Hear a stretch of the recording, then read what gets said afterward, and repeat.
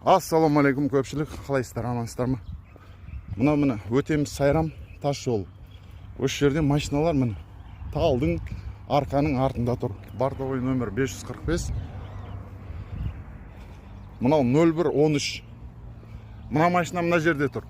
Енді осы екі ортадағы жолда, анау мысал үшін трассаларда болады, плакат үлкен. Осы жолдың осы аралық пен мына аралықта дрон бақылаушысы жүреді деп. Ондай бұл жерде вывескеде жоқ, ешқандай. Міне 0155 бұлда. Осы нәрсені мен дәлелдегім келіп тұр да. Енді қарапайым халықта күнделікті табысын, бір табысын, екінші табысына зорға жалғап жүрген кезде мынау тірлік вообще дұрыс емес нәрсе да. Міне тірліктің бәрі осылай болады. Енді біз жаңа Қазақстан құрамыз дейміз, мына жаңа Қазақстанды құруға тура вообще келмейді да. Бұл әші қарапайып халықты қанау керек, басқа ештеңе емес. Міне трасса ана жақта. Бұл ағаштың арасына тығылып отыр да. Машина көрініп тұр.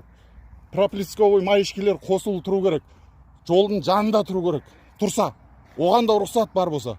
А бұлар дрон ұшып отыр. Бұл Сайрам өтеміз Шапырашты екі аралықта дронның плакаты жоқ, ескертпесі жоқ. Осы жерде осы аралықта дрон ұшады деген.